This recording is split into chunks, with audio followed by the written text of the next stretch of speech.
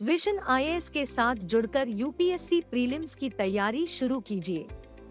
Vision IAS UPSC prelims में सफलता के लिए अभ्यर्थियों को करंट अफेयर्स पर प्रभावी समझ विकसित करने में मदद करता है।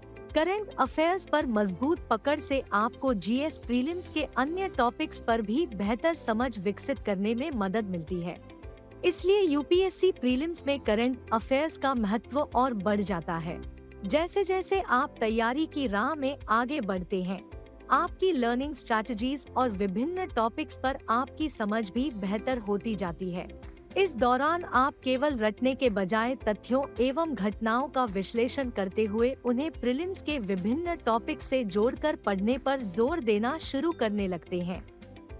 यूपीएससी की तैयारी के दौरान प्रीलिम्स एग्जाम में बेहतर प्रदर्शन करने के लिए बार बार रिवीजन करना एवं इंफॉर्मेशन को याद रखना बेहद महत्वपूर्ण हो जाता है। प्रीलिम्स 2024 के लिए एक साल के करंट अफेयर्स को 60 घंटों में रिवाइज करने, विश्लेषण करने एवं उस पर प्रभावी समझ विकसित करने के लिए हमने PT 365 प्रोग्राम शुरू किया है। इस प्रोग्राम से आपको प्रीलिम्स की बेहतर ढंग से तैयारी हेतु एक इंटीग्रेटेड अप्रोच एवं लर्निंग आउटकम्स को हासिल करने में मदद मिलेगी।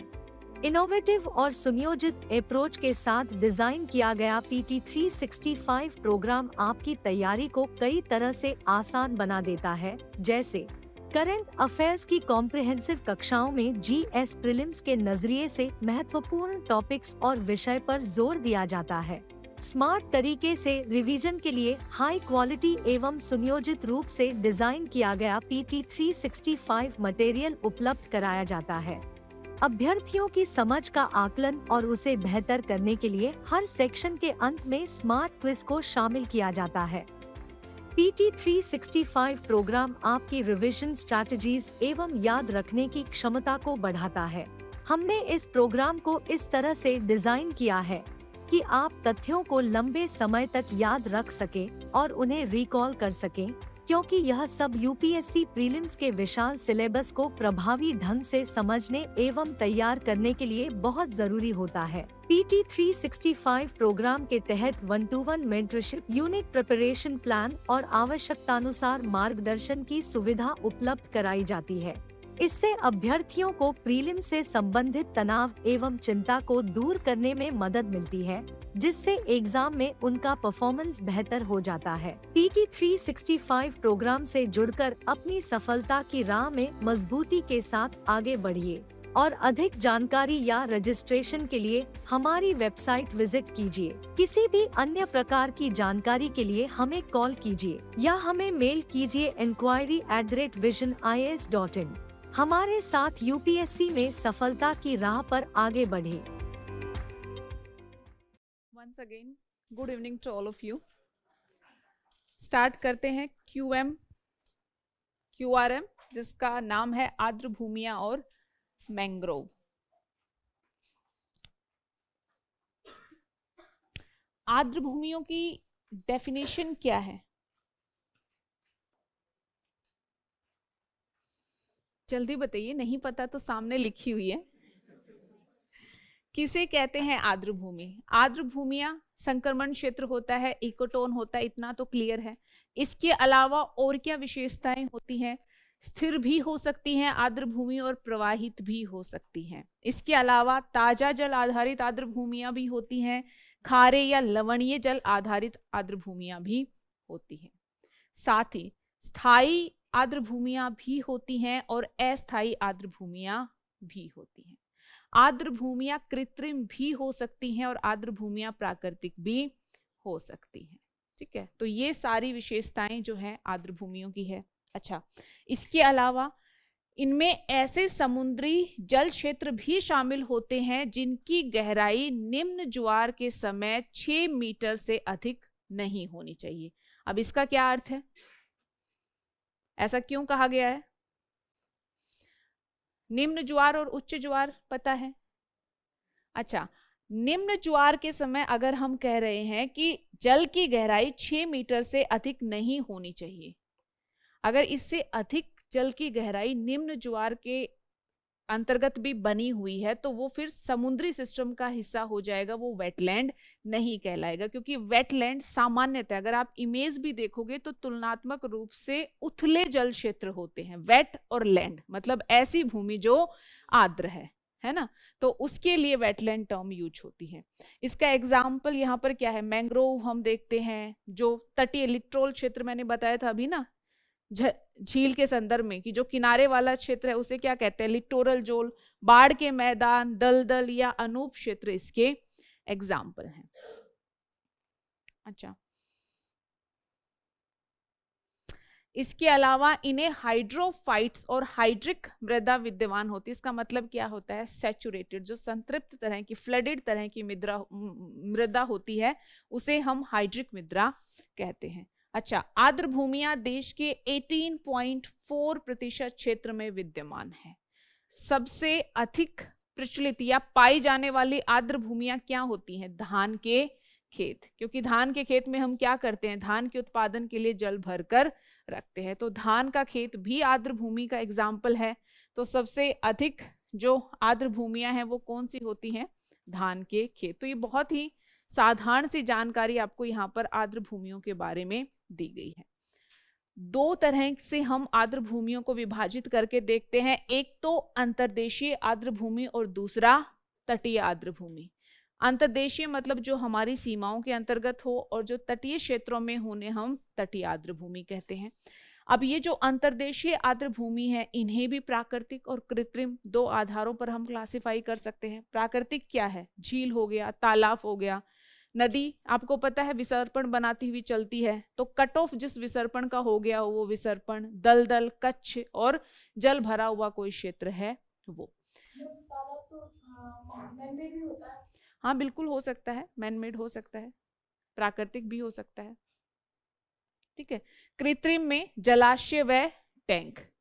अच्छा, तटीय आर्द्र भूमि ज्वार, नद, मुख, लैंगून, क्रीक, में थोड़ा थोड़ा डिफरेंस क्या वो मैं बताऊंगी। कोरल रीफ, मैंग्रोव और एक्वाकल्चर, लवण कुंड। साल्ट पैन क्या होते हैं?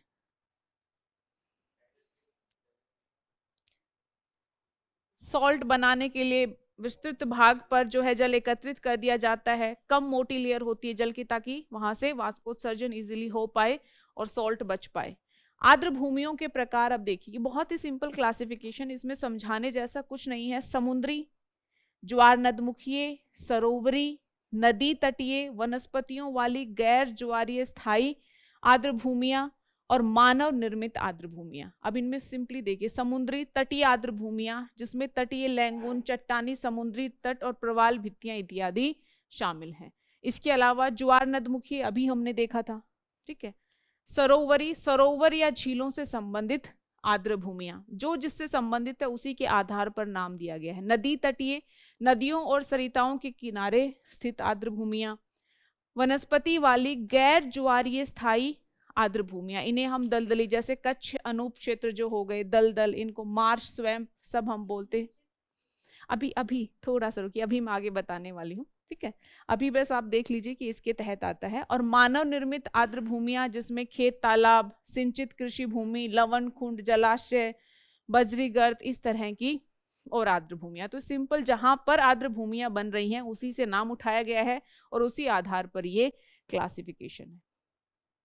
ठीक है, ये दिखाया गया है कि एक आर्द्र भूमि कैसे काम करती है, कि यहाँ पर देखिए आप पीट एकत्रित हो रहा है, ये फील्ड है, ठीक है, यहाँ पर क्रिटिकल वाइल्ड लाइफ हैबिटेट भी है, यहाँ पर जल गया, ठीक है, जो गाद था या अपशिष्ट पदार्थ था वो नीचे एकत्रित हो गया और स्वच्छ जल फिर यहाँ से निकल रहा है। तो इसलिए बताया गया है कि ये जो हमारी आर्द्र भूमियां हैं, वेटलैंड्स हैं, ये वाटर को प्यूरिफाई करने का काम भी करती हैं। तो सिंपल ये फंक्शन यहाँ पर दिखाया गया है। चलिए, अभी जो आपका मेजर डाउट है उस पर हम आते हैं कि इनका क्लासिफिकेशन आखिर है क्या। सी, पीठ भूमि अभी मैंने आप लोगों को बताया था क्या होती हैं पीठ भूमियां। जल संतृप्त क्षेत्र में संचित पादप अवशेषों का एक विषमांगी मिश्रण है। यह मिश्रण ऑक्सीजन की अनुपस्थिति के कारण केवल आंशिक रूप से ही विघटित हुआ है। तो पीठ भूमियां क्या है? जल संतृप्त क्षेत्र हैं और इनकी मुख्य विशेषताएं क्या है? क्योंकि यहाँ पर पीट बनता है और पीट क्या है? मृत कार्बनिक पदार्थों का मिश्रण। और क्यों मिश्रण ये बना हुआ है, क्यों नहीं ये मिश्रण समाप्त हो जाता? क्योंकि हमने तो यही पढ़ा है कि पदार्थों का चक्रण चलता रहता है, लास्ट में अपघटन हो जाता है। क्यों? क्योंकि ये संतृप्त क्षेत्र हैं, सैचुरेटेड एरियाज हैं, अनॉक्सी दशाएं होती हैं जिसके चलते यहाँ पर अपघटन आसानी से नहीं हो पाता। तो पीट की ही कुछ थोड़ी थोड़ी अलग अलग विशेषताएं जो हैं उनके आधार पर क्लासिफिकेशन है, जिन्हें हम अनूप वन, पंक भूमि, दलदल इत्यादि या फिर कच्छ भूमि जिसे हम मार्श कहते हैं इसके नाम से जानते हैं। तो अनूप वन और अगर मैं ये कहूँ कच्छ भूमि यानी स्वैम्प और मार्श में क्या डिफरेंस है? कोई बताएगा? बेसिकली इनमें डिफरेंस है कि जो स्वैम्प फॉरेस्ट होते हैं इनमें वृक्ष पाए जाते हैं और जो कच्छ क्षेत्र होते हैं जिन्हें हम मार्श कहते हैं, लिख लीजिए,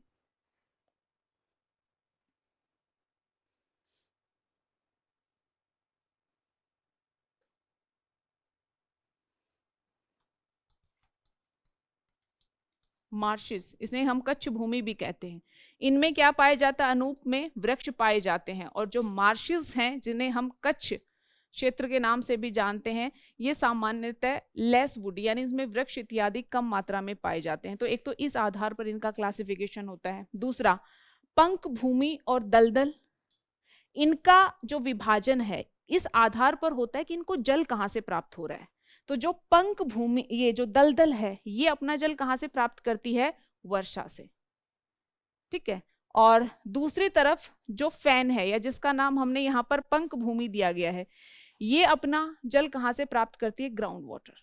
तो ग्राउंड वाटर इसका सोर्स है और इसका सोर्स जो है क्या बनता है? Rain water. इसी के आधार पर इनमें डिफरेंस किया गया है। मोटा मोटा इनमें एक ही तरह की जो है स्थितियां पाई जाती हैं, लेकिन जल स्रोत क्या है या किस तरह की वेजिटेशन पाई जाती है, इनके आधार पर इनमें डिफरेंस किया जाता है। अब निर्माण कहाँ होता है? स्थायी जल संतृप्त क्षेत्र जहां पर होते हैं। ध्यान रखना, मैं वेटलैंड की डेफिनेशन में ये नहीं कह रही हूँ कि जहां पर स्थायी जल क्षेत्र हो, जो पीट भूमियां हैं मैं उनके लिए कह रही हूँ।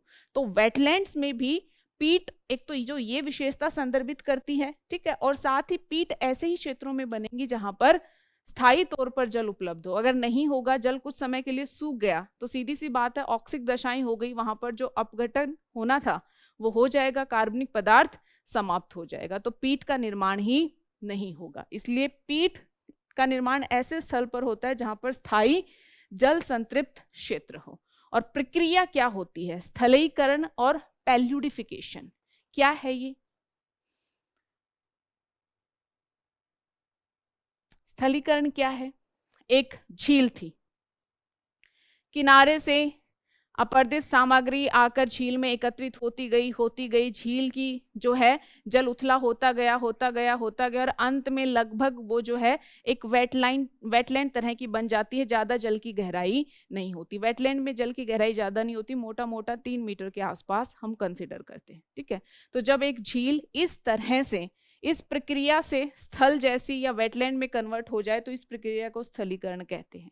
अच्छा, पैल्यूडिफिकेशन क्या है? कि कहीं पर थोड़ी बहुत दलदल थी, ठीक है, क्या होता है कि वाटर टेबल ऊपर उठ जाने के चलते बड़े क्षेत्र में जो है वेटलैंड का निर्माण हो जाता है। तो ये कैसे निर्माण होता है, इस आधार पर इनका क्लासिफिकेशन है। तो जब कोई झील या जल निकाय है उसमें अवसाद एकत्रित होते चले गए, उसके बाद जब इस तरह की आर्द्र भूमि बन रही है तो उसे उस प्रक्रिया को हम क्या कहेंगे? स्थलीकरण। और दूसरा, वाटर टेबल बढ़ने से अगर वेटलैंड क्रिएट हो तो इस प्रक्रिया को हम पैलुडिफिकेशन के नाम से जानते हैं। ये पीठ भूमियां अधिकांशतः ध्रुवों या अधिक ऊंचाई वाले तुषार भूमि वाले क्षेत्रों में, तटीय क्षेत्रों में या उष्णकटिबंधीय वर्षा वनों जो बोरियल क्षेत्र हैं उनमें पाई जाती हैं। अच्छा, प्रमुख इनके क्षेत्र हैं रूस, कनाडा, इंडोनेशिया, संयुक्त राज्य अमेरिका, फिनलैंड। ऐसा क्यों? हायर लैटिट्यूड्स में क्यों? क्योंकि तापमान वहां पर कम होता है। जो थोड़ी बहुत प्रक्रियाएं गतिविधियां चलती भी हैं अपघटन की, तो उसमें तापमान बहुत बड़ा सहायक की भूमिका निभाता है। अब इसमें एक और इम्पॉर्टेंट फैक्ट है, वैश्विक पीठ भूमि पहल। ये विशेषज्ञों और संस्थानों की एक पहल है और इसका उद्देश्य है कि कार्बन के भंडार के रूप में पीठ भूमियों की सुरक्षा करना, क्योंकि पीठ भूमियां मैंने बताया था इसमें मृत कार्बनिक पदार्थ हैं। अगर वो रिलीज होंगे तो मतलब कार्बन रिलीज होगी, तो बहुत ज्यादा कार्बन को कैप्चर करके रखती है। अब कांगो बेसिन में क्यूवेंट सेंट्रल क्षेत्र के बेहतर प्रबंधन और संरक्षण को बढ़ावा देने के लिए ब्राज़ाविल घोषणा पर हस्ताक्षर किए गए हैं। और ये जो घोषणा है वो किससे जुड़ी हुई है? ग्लोबल पीटलैंड इनिशिएटिव से जुड़ी हुई है। तो आपको पता होना चाहिए कि अगर इस तरह की कोई घोषणा हुई है। जी, करीवा की भूमि कौन सी होती, थोड़ा सा आप मुझे बताएंगे? अच्छा, केसर की खेती इत्यादि के लिए जो फेमस है। नहीं, वो तो क्या है कि मतलब वहां पर था, अब तो वो पूरी भूमि में कन्वर्ट हो चुकी है ना। इस तरह की संरचना जो गिरिपदीय क्षेत्र होते हैं उसमें, मतलब बाकी आप लोग बताइए, आप लोगों को लग रहा है कि वो इसकी कैटेगरी में आएगी? क्योंकि वहां पर कोई इस तरह का भी इकोटोन टाइप नहीं बन रहा, समझ रहे हो? तो वो वेटलैंड्स की कैटेगरी में। अब वेटलैंड जो है ना, जिसकी मैं बात करूं, वेटलैंड जिसे हम कह रहे हैं, शुरू करूं? तो वेटलैंड जो कह रहे हैं ना, उसकी हमने सिंपल क्लासिफाई किया हुआ है कि हमारे यहाँ ऐसी किस किस तरह की कितनी वेटलैंड्स हैं। तो अगर उस क्षेत्र में भी 1% कुछ ऐसी कंडीशन है कि वहां पर कोई वेटलैंड बनती है तो वो वेटलैंड की कंडीशन में आएगी, बट पूरा क्षेत्र वेटलैंड की कंडीशन में नहीं आएगा। ठीक है, जो क्राइटेरिया हम फॉलो करते हैं उसके तहत। अब यहाँ पर एक तुलना दी गई है, सिंपली मैं 2-3 लाइन में 2-3 चीजें आपको पहले क्लियर करूंगी। झील और आर्द्र भूमि का कंपैरिजन दिया गया है। जी हाँ, बिल्कुल कह सकते हैं। वहीं से शुरुआत होती है और फिर धीरे धीरे अवसाद बढ़ता जाता है और झील उथली होती जाती है। आप देखोगे यूट्रिफिकेशन जो है बेसिकली स्थलीकरण की प्रक्रिया को तीव्र करता है। क्यों? क्योंकि उसमें कहा जाता है झील में अगर यूट्रोफिकेशन हो गया, अधिक पोषक तत्व आ गए, अधिक मृत कार्बनिक पदार्थ उसकी तली में जमते जाते हैं, और जिस गति से उसको मतलब उसको एक पूरे स्थल में कन्वर्ट होना था, उससे तेज गति से वो कन्वर्ट होने लगती है। तो अर्ली एजिंग भी यूट्रोफिकेशन की प्रोसेस के तहत आती है। ठीक है, ये है झील और आर्द्र भूमि की तुलना। सबसे पहले झील और आर्द्र भूमि में समानता क्या है कि बहुत सारी झील्स भी वेटलैंड की लिस्ट में है, तो ये पूर्णतः पृथक नहीं है। यहाँ पर झील का मतलब जहाँ गहरा जल होता है उस जल निकाय को रेफर किया गया है झील से, और आर्द्र भूमियां जो उथली झील हैं उसे रेफर कर रहा है, तो कंफ्यूज नहीं होना है। और यहाँ पर जो ये चार्ट है ये तुलनात्मक अध्ययन दे रहा है ना, कि इसकी तुलना में यहाँ पर ये स्थिति है। तो जब भी ऐसा कोई चार्ट देखो तो उसे तुलनात्मक रूप से ही आप लोगों को पढ़ना है। जैसे कि झील का निर्माण विवर्तनिक इन गतिविधियों से हुआ है। उथली झील ये नदी जल से संबंधित होती हैं, या जो बीच वाला क्षेत्र होता है वहां पर इनका निर्माण हो जाता है, जिसे हम इकोटोन कहते हैं। अच्छा, झील में जल स्थायी रहता है तभी वो झील कहलाएगी। लेकिन वेटलैंड को लेकर मैंने क्या बताया था, कुछ समय के लिए जल हो भी सकता है, हो सकता है पीरियोडिकली वहां पर जल ना मिले। इसके अलावा जल स्तर में बदलाव, झील में मोटा मोटा जो जल स्तर है वो मेंटेन रहता है। वेटलैंड में चूंकि स्थायी तौर पर भी जल मिलता है और अस्थायी तौर पर भी, तो मतलब जल स्तर कभी तो है और कभी वहां पर हो सकता है बिल्कुल भी जल ना हो, तो यहाँ पर जल स्तर में बदलाव अधिक होता है। तापीय स्थिरीकरण,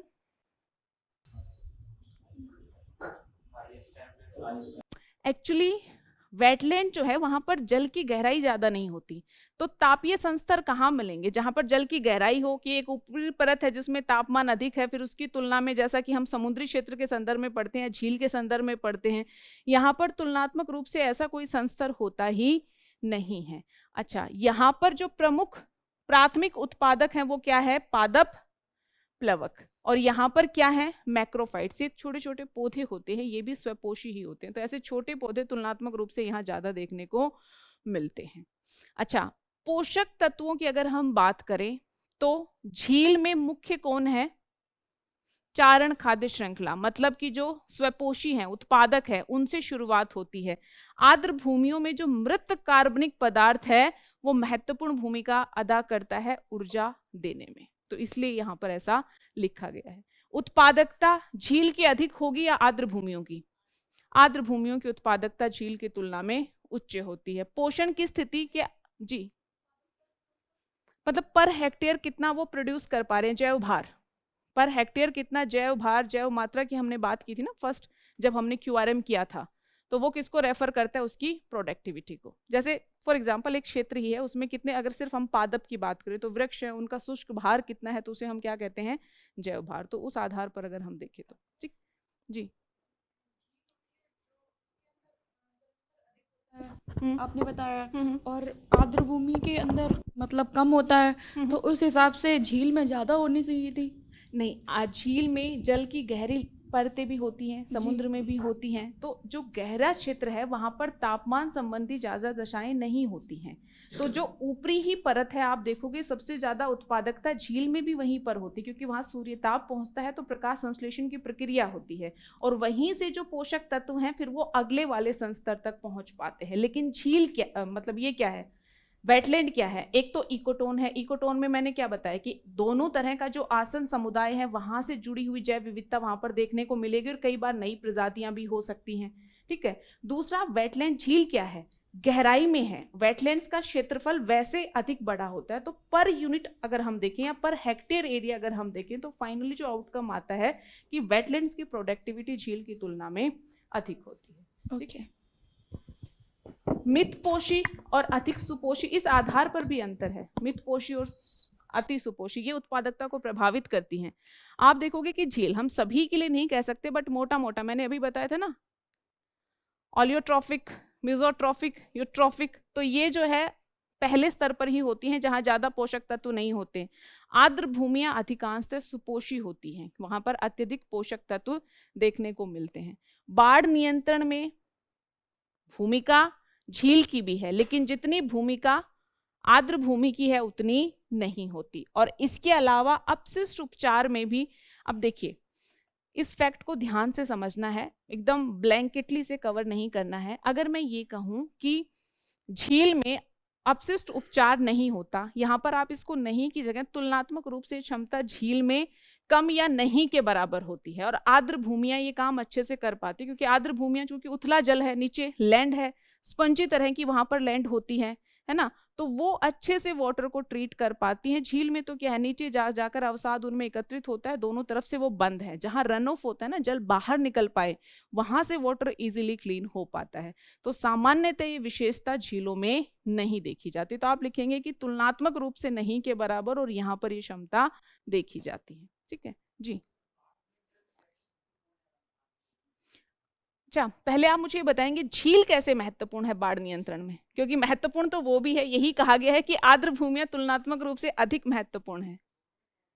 अच्छा, झील जो है, आप देखोगे बहुत सारी केस स्टडी भी आई कि चेन्नई जैसा जो शहर है उसमें पहले बहुत सारे वेटलैंड थे या झील थे, लेकिन उनके नहीं होने के चलते वहां पर बाढ़ अधिक प्रचंड तौर पर देखने को मिलती। क्या है कि झील वाटर बॉडीज ही हैं, ये जल को अवशोषित कर लेती है ना जब अतिरिक्त जल होता है तो। ठीक है, अब वहां पर आपने झील ही समाप्त कर दी या अतिक्रमण कर लिया, तो इस तरह की कोई वाटर बॉडीज है ही नहीं जो वाटर को रिटेन कर पाए, इसलिए ये कहा गया है। ठीक है, कि वो वाटर को रिटेन करती है, वरना सारा बहता रहेगा सरफेस पे तो वो बाढ़ की स्थिति क्रिएट कर देता है, तो वो कुछ वाटर को होल्ड करके रखती हैं। जी, जैव विविधता स्थिरता, कोई बताना चाहेगा? मतलब स्थिरता का यहाँ पर तात्पर्य है कि वर्ष दर वर्ष उत्पादकता में बहुत ज्यादा उतार चढ़ाव नहीं होगा। अच्छा, तालाब में क्यों होगा?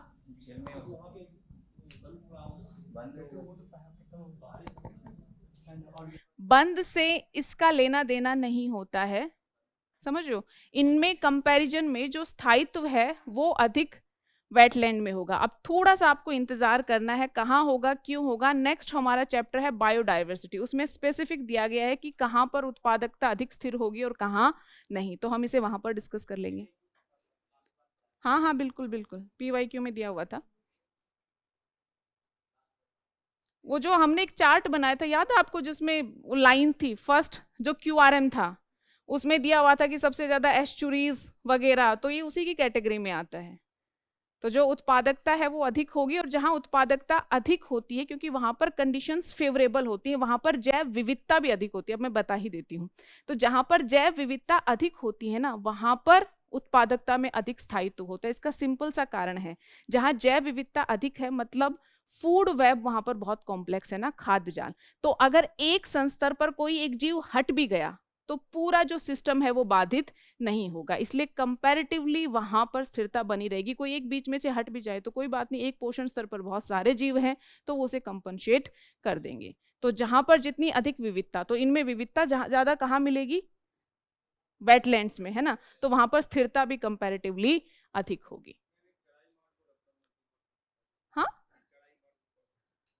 अच्छा, चराई मार्ग बेसिकली देखिए, जो खाद्य श्रृंखलाएं उत्पादकों से शुरू होती हैं, जैसे कि कहीं पर पौधे हैं, पादप हैं, तो वो क्या है? उत्पादक हैं। उनसे शुरू हुई, उनका किसी ने भक्षण किया, उनका किसी और ने भक्षण किया, लास्ट में उनका हो गया अपघटन। तो इस तरह से जो खाद्य श्रृंखला चलती, इसे हम कहते हैं चारण खाद्य श्रृंखला, जो स्वपोषी या उत्पादकों के द्वारा शुरू होती है। दूसरी होती है अप्रद खाद्य श्रृंखला, मतलब अप्रद खाद्य श्रृंखला में ऊर्जा की शुरुआत कहाँ से होती है? जो अपघटक हैं, सूक्ष्म जीव इत्यादि हो गए, फंगी इत्यादि हो गई, वो क्या करते हैं? पहले जो मृत कार्बनिक पदार्थ को अपघटित करते हैं, वहां से उन्होंने अपना भोजन बनाया, उनको फिर बड़े सूक्ष्म जीव इत्यादि खाते हैं, उनको दूसरे जीव खा रहे हैं। तो ऊर्जा का फ्लो कहाँ से शुरू हुआ? जो मृत पदार्थ था वहां से। तो उस खाद्य श्रृंखला को हम अप्रद खाद्य श्रृंखला कहते हैं।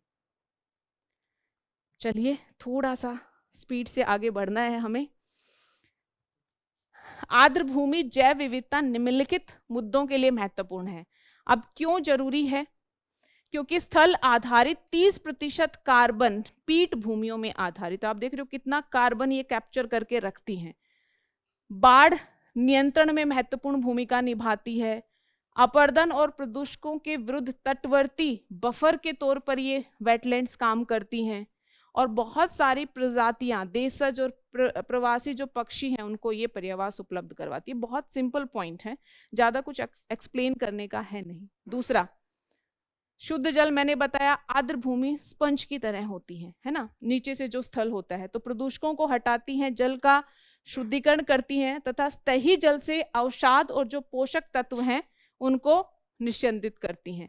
पोषक तत्वों का पुनर्चक्रण होता है, भूजल पुनर्भरण होता है, और स्थानीय जलवायु को स्थायित्व मिलता है। अब यहाँ पर जल है, ठीक है, इनमें तो सीधी सी बात है, वो जल रिसकर नीचे भी जाएगा, तो भौम जल भरण भी होगा। और कैसे शुद्ध जल को करती हैं, पोषक तत्वों का कैसे चक्रण करती हैं, वो आपको ऑलरेडी बता ही दिया गया था। रोजगार भी देती हैं आर्द्र भूमियां। आर्द्र भूमियों में टूरिज्म कितना होता है, समझ रहे हो? बहुत सारे स्कोप हैं आर्द्र भूमियों में, बहुत सारी विविधता मिलती है, नेचुरल रिसोर्सेज भी वहां से मिलते हैं, तो बहुत लोगों की आजीविका तो उस पर भी निर्भर है। तो मल्टीपल वे से लोगों को रोजगार देती हैं।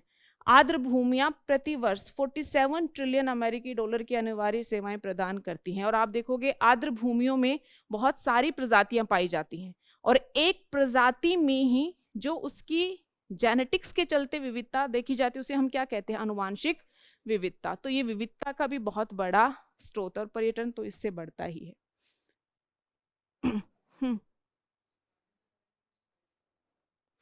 कोई बताना चाहेगा स्थानीय जलवायु में स्थायित्व कैसे प्रदान करती हैं? क्योंकि बाढ़, चक्रवात, जब इन सब से वो हमारी रक्षा करती हैं, तो जो स्थिति है कंपैरेटिवली उसे मेंटेन करने में ये सहायक होती हैं। तो ये एक एग्जाम्पल है कि इस तरह से स्थानीय जलवायु को जो है स्थायित्व प्रदान करती है। वेटलैंड्स वगैरह ना हो तो सीधा तरंगों का प्रभाव या सुनामी इत्यादि की दशाओं का प्रभाव या चक्रवात इत्यादि का प्रभाव जो है वो काफी बढ़ जाएगा। इसीलिए आप देखोगे कि वेटलैंड इंपॉर्टेंट है, स्पेसिफिकली कोस्टल वेटलैंड।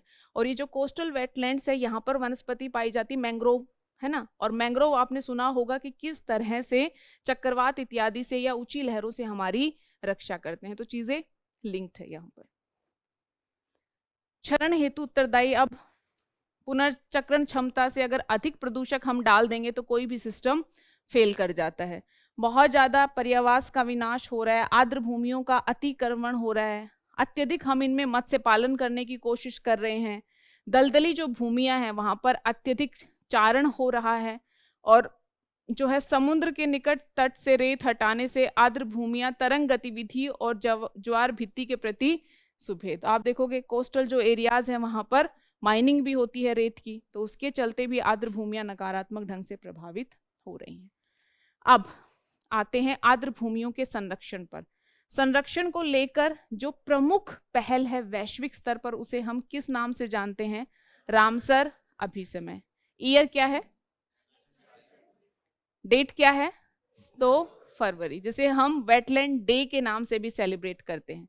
अच्छा, भारत ने रामसर अभिसमय को कब रेटिफाई किया? 1982 में। अभी हमारे यहाँ कितनी रामसर साइट्स हैं?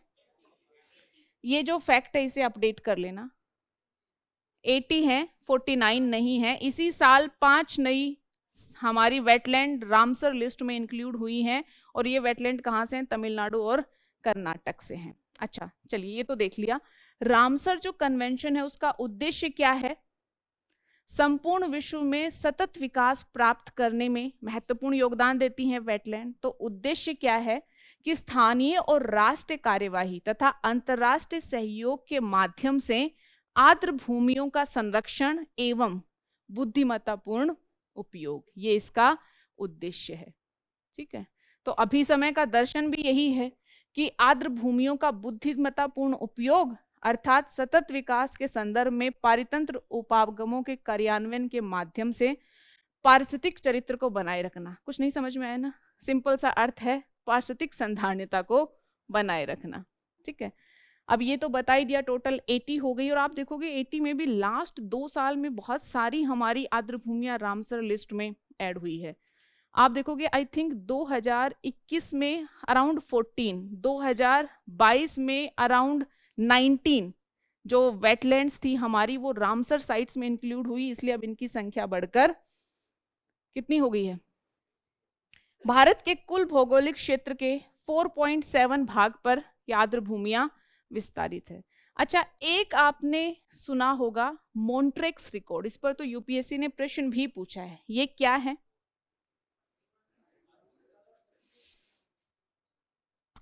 किसे कहते हैं? मॉन्ट्रेक्स रिकॉर्ड अंतरराष्ट्रीय महत्व की आर्द्र भूमियों में से ऐसी आर्द्र भूमियों की सूची है जहां तकनीकी विकास, प्रदूषण या अन्य मानवीय हस्तक्षेप के परिणाम स्वरूप जो पारितंत्र का चरित्र है वो बदल गया हो। और भारत की ऐसी कौन सी वेटलैंड्स हैं जो मॉन्ट्रेक्स लिस्ट में इंक्लूड हैं? केवलादेव और लॉकटेल झील। पहले चिल्का झील भी थी लेकिन उसे हटा दिया गया है। ठीक है, अच्छा, हमारे यहाँ सबसे ज्यादा वेटलैंड कौन से स्टेट में है? तमिलनाडु में है। इसमें यूपी दिया गया है जहां पहले थी। ठीक है, हाँ। भौगोलिक भारत के कुल भौगोलिक क्षेत्रफल के 4.7 भाग पर आर्द्र भूमियां विस्तारित हैं। तो ये सही है क्या? अभी मतलब करंट चेंज हुआ होगा? हाँ हाँ बिल्कुल, ये चेंज हुआ होगा। तो इसको हटा दूं? हाँ, इसको अभी के लिए आप छोड़ देना, ये अपडेट हुआ होगा उसके अनुरूप। ठीक है,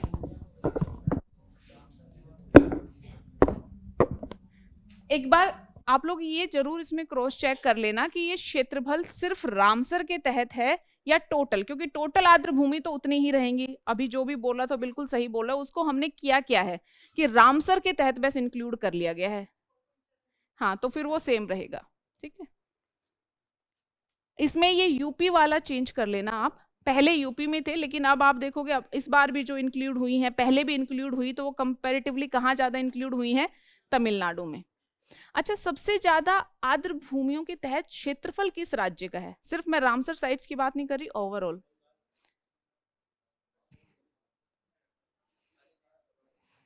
गुजरात में सबसे ज्यादा, गुजरात के क्षेत्रफल का सबसे ज्यादा आर्द्र भूमियों के तहत है। ठीक है, अब ये देखिए, ये पूरी लिस्ट है। अब इसमें सुझाव क्या है कि आप 80 की 80 तो साइट्स को नहीं देख सकते, तो कुछ हिंट मैं देती हूँ जो करंट अफेयर में चर्चा में रही। जैसे दीपोर बिलक असम में है, ये चर्चा में रही। क्यों? क्योंकि असम गवर्नमेंट जो है यहाँ पर टूरिज्म और स्पेसिफिकली वाटर इको टूरिज्म को प्रमोट करने की कोशिश कर रही है। इसी तरह इस लिस्ट में आप और आगे बढ़िए, आपको मिलेगी भोज आर्द्रभूमि, भोज आर्द्रभूमि एमपी, ये भी चर्चा में रही। और स्पेसिफिकली भोज आर्द्रभूमि दो भाग में डिवाइड है, अपर लेक जो एमपी से होंगे उनको पता होगा, और लोअर।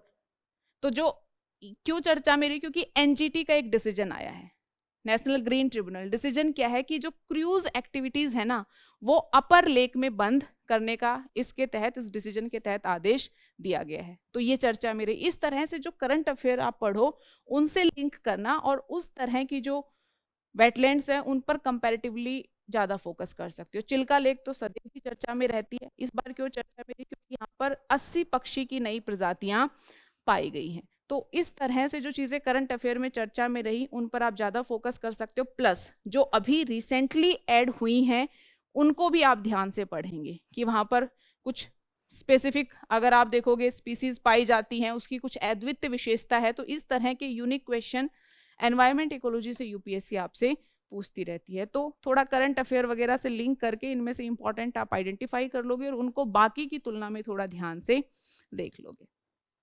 अब भारत के द्वारा संरक्षण की कोशिश क्या की गई है? जलीय पारिस्थितिक तंत्र संरक्षण योजना थी हमारी, आर्द्र भूमि संरक्षण और प्रबंधन नियमावली 2017, इसने काफी कुछ चेंज किया था, इसलिए ये नियमावली हमारे लिए जरूरी है। क्या थी? केंद्र सरकार ने राज्यों और संघ राज्य क्षेत्रों को अपनी आर्द्र भूमियां चिन्हित करने और उनका प्रबंधन करने का अधिकार दिया। इस नियमावली से पहले आर्द्र भूमियों के संदर्भ में केंद्र सरकार के पास अधिक अधिकार थे। केंद्र सरकार ने अपने अधिकार डाइल्यूट करते हुए राज्य सरकारों को अधिक अधिकार दिए। ये नियम कौन सी आर्द्र भूमियों पर लागू होंगे? रामसर अभिसमय के अंतर्गत अंतर्राष्ट्रीय महत्व की आर्द्र भूमियों के रूप में वर्गीकृत किए गए आर्द्र भूमि स्थलों पर केंद्र सरकार, राज्य सरकार, संघ राज्य क्षेत्र के प्रशासन द्वारा अधिसूचित जो आर्द्र भूमियां हैं उन पर भी। प्रत्येक राज्य और संघ राज्य क्षेत्र में राज्य आर्द्र भूमि प्राधिकरण का गठन किया जाएगा। इसकी अध्यक्षता राज्य के पर्यावरण मंत्री के द्वारा की जाएगी। सरकारी अधिकारी भी, बहुत सिंपल इंफॉर्मेशन है, ठीक है। व्यापक उपयोग के सिद्धांत पर जो है पूरा प्रबंधन चलेगा। राष्ट्रीय आर्द्र भूमि समिति की स्थापना की जाएगी। पहले क्या था? केंद्रीय आर्द्र भूमि विनियामक प्राधिकरण। तो ये जो समिति है ये इस प्राधिकरण का स्थान लेगी और इसका कार्य इन नियमों का क्रियान्वयन, जो नियमावली में नियम थे उनको इम्प्लीमेंट करना, उनकी निगरानी करना और केंद्र सरकार को आर्द्र भूमियों के संरक्षण तथा बुद्धिमत्तापूर्ण उपयोग के लिए उचित नीतियां और कार्यक्रम संबंधी परामर्श देना। तो केंद्र सरकार को परामर्श कौन देगा? राष्ट्रीय आर्द्र भूमि समिति। या फिर जो कार्यक्रम है उसकी निगरानी सही से फॉलो हो रहा है नहीं, किसके द्वारा किया जाएगा? इसके द्वारा। प्रत्येक राज्य के स्तर पर, संघ के स्तर पर राज्य आर्द्र भूमि प्राधिकरण काम करेगी। तो ये मोटा मोटा जो व्यवस्था है इस नियमावली के द्वारा की गई। वेटलैंड में ही एक प्रमुख तरह की वेजिटेशन पाई जाती है जिसे हम किस नाम से जानते हैं? मैंग्रोव के नाम से जानते हैं। तो जरा पढ़िए क्या दिया गया है मैंग्रोव के बारे में। दो तीन चीजें इंपॉर्टेंट है, बाकी ऑलरेडी हम कई बार बात कर ही चुके हैं। मैंग्रोव इकोटोन होते हैं, हम आपको पता है इकोटोन क्षेत्र में हमें मिलते हैं। समुद्री तट के निकट ये क्या है? वन पारितंत्र है। ये अधिकांशतः सदाबहार वन होते हैं। वृद्ध ज्वार से के उच्च जल स्तर से के नीचे सुरक्षित तटों पर ज्वार नदमुख, पंख, संकरी घाटी, बैकवाटर्स, ठीक है, ये सारे क्षेत्र हैं बेसिकली बताया गया है जहां पर मैंग्रोव वनस्पति के पाए जाने की संभावना रहती है। अत्यधिक उत्पादक है ये पारितंत्र भी, और ये विश्व भर में उष्ण कटिबंधीय और उपोष्ण कटिबंधीय क्षेत्रों में, यानी मोटा मोटा कर्क और मकर रेखा के बीच वाला जो क्षेत्र है वहां पर मैंग्रोव पाए जाते हैं। बट ऐसा नहीं है कि इससे ऊपर कोई मैंग्रोव नहीं पाया जाएगा, लेकिन मुख्य विशेषता ये इन्हीं क्षेत्रों की। अगर ऊपर भी कुछ ऐसी लोकल कंडीशंस बनती हैं कि वहां पर मैंग्रोव का विकास हो पाए तो हो सकता है, बट वो रेयर होता है। ज्यादातर जो है मैंग्रोव का विकास 25 डिग्री उत्तर और दक्षिणी अक्षांशों के बीच ही होता है। अच्छा, क्यों नहीं अधिक उच्च अक्षांशों पर मैंग्रोव विकसित हो पाते?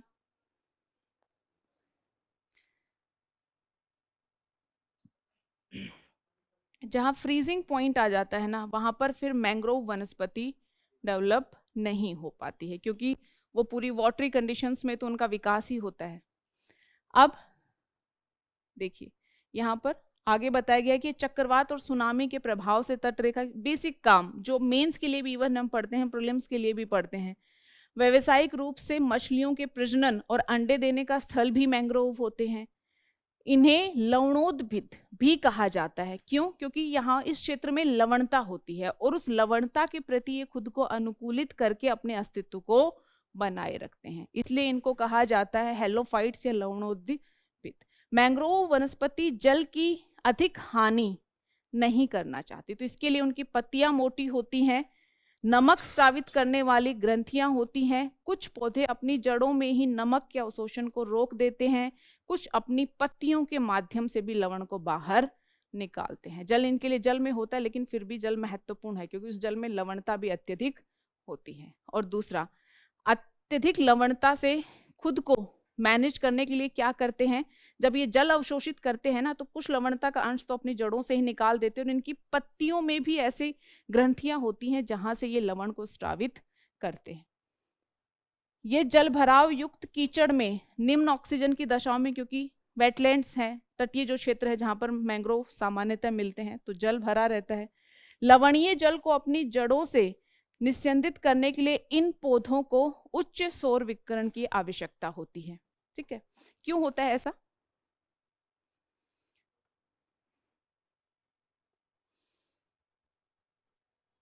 विचार करना। ठीक है, नहीं उत्तर मिले तो मैं बताऊंगी फिर। थोड़ा सा कहीं कारण प्रभाव आप लोग जोड़ने की कोशिश करना, जब चीजों को पढ़ो तो आप देखोगे कि बहुत सारी चीजों का उत्तर आपको खुद ही मिल जाएगा। कोशिश करना, नहीं मिले तो फिर बताना, सोचना। यही कारण है कि मैंग्रोव वनस्पति केवल उष्णकटिबंधीय और उपोष्णकटिबंधीय तट तक ही सीमित रहती है। मैंग्रोव प्रजनन में विवोपैरिटी क्या होती है, कोई बताएगा? जरायुजता किसे कहते हैं? ये देखो, भ्रूण का विकास सामान्यतः कब होता है, जब पेड़ से कोई भी फल गिर जाता है, उसके बाद उस फल में भ्रूण का विकास होना शुरू होता है। लेकिन जरायुजता एक ऐसा गुण है कि जब फल वृक्ष के साथ लगा होता है, उसी समय उसमें भ्रूण का विकास होना शुरू हो जाता है। और ऐसा इसलिए क्योंकि अन्य क्षेत्रों में लवणता अत्यधिक होती है, तो भ्रूण को बचाने के लिए, उसका सही से विकास हो पाए, इसलिए ये गुण यहाँ की वनस्पति में देखने को मिलता है। अच्छा, इसके अलावा इसमें दिखा भी है कि भू सतह पर गिरने से पहले ही वृक्ष अंकुरित हो जाते हैं और लवणीय जल में अंकुरण की समस्या का समाधान करने के लिए गुण पाया जाता है। अवायवीय मृदा वाली दशाओं में श्वसन की समस्या का समाधान करने के लिए इन पौधों में श्वसन मूल होती हैं। श्वसन मूल क्या होती हैं? जिन्हें हम न्यूमेफेटर्स भी कहते हैं। क्या होती है श्वसन मूल? हाँ बिल्कुल, इसमें आप देखोगे कि मोटा मोटा 3 तरह की जड़ों के बारे में हम सुनते हैं। ठीक है, एक होती है आर्चिंग प्रोप रूट्स, दूसरी होती हैं एयर रूट्स और तीसरी होती हैं स्टिल्ट रूट्स। ये कोई भी वृक्ष है। ठीक है, आपने इवन जो है इधर भी देखा होगा, कुछ जड़ जो वृक्ष जो कमजोर होते हैं, उनके आसपास ही उनको सहारा देने के लिए जड़ें रहती हैं। इनको हम क्या कहते हैं? अवस्तंभ मूल। अब चूंकि यहाँ पर हवाएं तेज चलती हैं, तरंग प्रभाव भी होता है, तो वृक्षों को स्थायित्व देने के लिए वृक्षों के बिल्कुल साथ साथ यहाँ पर कुछ जड़ें निकलती हैं, इनको हम स्टिल्ट रूट्स कहते हैं। ये स्थायित्व देने के लिए होती हैं। अच्छा, यहाँ पर वायव्य जड़ें भी होती है, इनका उद्देश्य स्थायित्व देना है, ध्यान रखना। अब इसके अलावा यहाँ पर और ऊपर इस तरह से कुछ जड़ें देखने को मिलती हैं जो ऐसे बाहर की तरफ होती हैं, इनको हम कहते हैं श्वसन मूल। ये स्पेसिफिकली होती है क्योंकि यहाँ पर अनाक्षी तरह की दशाएं हैं, जल है, ऑक्सीजन इनको नहीं मिल पाता, तो ये ऊपर निकली होती हैं ताकि आसानी से यहाँ से ये ऑक्सीजन की व्यवस्था कर पाएं। और तीसरा है आर्चिंग प्रोप रूट्स, जिनको हम स्तंभ मूल भी कहते हैं। कुछ वृक्षों में ऊपर से नीचे इस तरह से आप देखोगे ना, उनकी ब्रांचेस से नीचे लटकती रहती है, जैसे बरगद इत्यादि में हम देखते हैं। इनको हम कहते हैं आर्चिंग प्रॉप रूट्स। तो अगर कोई भी स्टेटमेंट आए कि श्वसन मूल होती हैं, अच्छा इनमें आर्चिंग प्रॉप रूट्स, जिनको चापाकार स्तंभ मूल हम हिंदी में कहते हैं, श्वसन मूल इसमें होती हैं, या अवस्तंभ मूल इस वेजिटेशन में या मैंग्रोव में पाई जाती हैं, तो सारी ही स्टेटमेंट सही है।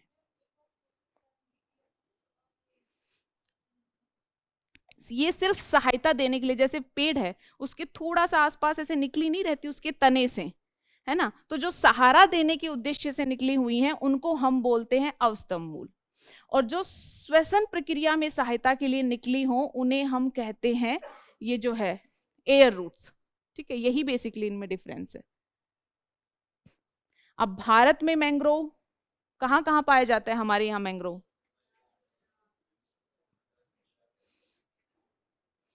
आप पाएंगे कि काफी लंबी सी लिस्ट है हमारे यहाँ, सुंदरबन, कृष्णा गोदावरी। अच्छा, इनके स्पेसिफिक नाम भी हैं, इसलिए सुझाव है कि इससे भी एक डिटेल मैप होता है जिसमें जहां जो मैंग्रोव हैं उनका स्पेसिफिक नेम दिया होता है, उसे आप लोग पढ़ेंगे। मैं दिखा देती हूँ एक बार आपको, ये देखिए, ये यहाँ पर इस तरह का मैप, अभी पूरा एक एक बताना संभव नहीं है, लेकिन इसमें जहाँ पुलिकत, जहाँ जहाँ मुथुपेल, रामान, जहाँ जहाँ जो नाम है सब दिए गए हैं। तो एक बार ऐसा मैप निकाल कर जिस राज्य में जो नाम दिया गया है मैंग्रोव को, उसमें डिटेल में आप देख लेंगे। जो अपना मैप है वो वृहद स्तर पर कि मोटा मोटा क्या है उसी व्यवस्था को दिखा रहा है। तो ये मैप आपको इजीली गूगल पे मिल जाएगा, एक बार आप अच्छे से इनको डिटेल में देखेंगे। यहाँ तो mangrove of Gujarat, Ratnagiri mangrove, Kaveri delta, Krishna Godavari, Sundarban mangroves, यहाँ पर मोटे स्तर पर इनको इंडिकेट किया गया है। पश्चिमी तट पर मैंग्रोव अधिकांश झाड़ीदार और निम्नलिखित अवस्था में है। महाराष्ट्र, गोवा, कर्नाटक में जो ज्वारनदमुख एवं संकरी खाड़ियों के अंतर ज्वारीय क्षेत्रीय किनारों पर ये पाए जाते हैं। बहुत ही सिंपल सी बात है। केरल के तटीय क्षेत्रों में मैंग्रोव वनस्पति छिन्न भिन्न और विरल है। ये थोड़ी सी इंपॉर्टेंट इंफॉर्मेशन है। गुजरात में अविसेनिया मरीन और अविसेनिया ऑफिसिनेलिस जो है, और राइजोफोरा म्यूकोर्नाटा प्रजातियों के मैंग्रोव मुख्य रूप से कच्छ की खाड़ी और कोरी क्रीक में पाए जाते हैं। तो आपको मोटा मोटा एविसेनिया नाम भी याद रह गया ना, ऐसा कुछ है, तो आपको पता है कि हाँ, इस तरह के जो मैंग्रोव की कुछ प्रजातियां हैं वो कहाँ देखने को मिलती हैं? गुजरात में देखने को मिलती हैं। तो थोड़ा भी अगर याद रह जाए। अब यहाँ पर कुछ ज्यादा नहीं, सिंपली मैंग्रोव का महत्व बताया गया है कि मैंग्रोव का क्या क्या महत्व है। जलीय स्थलीय वनस्पतियां और प्रजातियों के आवास का काम करते हैं मैंग्रोव। मनोरंजन सुविधाएं भी देते हैं। अब ये स्नॉर्कलिंग अभियान किसी ने किया है? स्क्यूबा डाइविंग टाइप ही होता है, तो इसको सुन के कंफ्यूज नहीं होना है कि ये क्या है। तो ये सारे स्कोप यहाँ पर मिलते हैं। लहरों के प्रभाव को कम करते हैं मैंग्रोव। ठीक है, पक्षियों की प्रजातियों को नेस्टिंग सुविधा देते हैं, मछली उपलब्ध करवाते हैं, और मैंग्रोव जो है उष्णकटिबंधीय वर्षा वनों की तुलना में जो है अधिक कार्बन भी कैप्चर करके रख पाते हैं, क्योंकि यहाँ पर काफी वेजिटेशन विविधता देखने को मिलती है। तो यही सारे सिंपल से पॉइंट थे। एक बार सुझाव है कि उनको इन डिटेल आप लोग पढ़ लेंगे, उनमें ऐसा कुछ समझने टाइप किसी भी पॉइंट में नहीं है। जो मैंग्रोव के महत्व है सिंपली वही दिए गए हैं। अब मैंग्रोव के समक्ष खतरा क्या है? चक्रवात, टाइफून, मैंग्रोव के निकट वन्य जीवों और पशुओं द्वारा पौधों को कुचल देना या अतिचारण, केकड़े, घोंघे इत्यादि के द्वारा जो मैंग्रोव के नवांकुर होते हैं उनको क्षति पहुंचा दी जाती है। ये तो प्राकृतिक खतरे हैं। मानव जनित, जो मनुष्य के द्वारा तो हर चीज का अतिक्रमण हो रहा है, कृषि हो रही है, तटीय विकास हम अत्यधिक कर रहे हैं, झींगा मछली पालन कर रहे हैं, कास्ट उद्योग हम बढ़ाना चाहते हैं तो उसके लिए हमें कास्ट चाहिए, तो उसके लिए भी मैंग्रोव अच्छे स्रोत हैं। तो ये सारे कारण हैं जो मैंग्रोव को क्षति पहुंचा रहे हैं। अब मैंग्रोव संरक्षण के लिए हमने काफी सारे कदम उठाए हैं। इसमें आप देखोगे कि पुराने स्टेप्स भी हैं। तटीय विनियमन क्षेत्र नियम हम लेकर आए। ठीक है, सुंदरबन में स्पेसिफिकली निगरानी और रिपोर्टिंग उपकरण अर्थात स्मार्ट निगरानी व्यवस्था को बढ़ावा देने की कोशिश की। गुजरात में मैंग्रोव क्षेत्रों के जीर्णोद्धार के लिए सीधी बीज बुआई, सतह से उठी हुई क्यारियों में रोपण और मछली के ढांचे क्या करते? इसका कुछ नहीं है, सीधा तो आप सीधा मैंग्रोव उगा दो। अच्छा, जल है, कुछ उठी हुई जो क्यारियां हैं, ऊपर उठा हुआ जो क्षेत्र है उसमें मैंग्रोव अगर आप उगाते हो तो भूमि सतह से उठी हुई क्यारियां, और कई बार इस तरह से एक मछली के आकार टाइप कुछ क्यारियां बनाई जाती हैं, उनमें मैंग्रोव उगाया जाता है। तो वो तो अलग अलग तरह से कोशिश हो रही है। आंध्र प्रदेश द्वारा भी अपने लेवल पर कोशिश की गई है, महाराष्ट्र द्वारा भी एक इम्पोर्टेंट है मैंग्रोव इनिशिएटिव। एक आप लिख लीजिए मिस्टी, ये करंट अफेयर में काफी चर्चा में है, इसीलिए मैं कह रही हूँ कि इनिशिएटिव स्टेप्स भी जो करंट अफेयर में चर्चा में हो, चाहे पुराने हो चाहे नए हो, उन पर आप थोड़ा फोकस करेंगे। मिस्टी है mangrove initiative for shoreline habitat and shoreline, SHORELINE, shoreline habitat and tangible income, TANGIBLE, mangrove initiative for shoreline habitat and tangible income।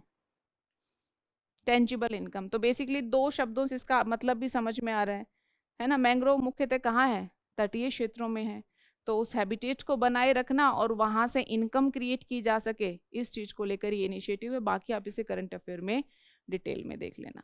तो ये सारी इंफॉर्मेशन दी गई थी वेटलैंड और मैंग्रोव के बारे में।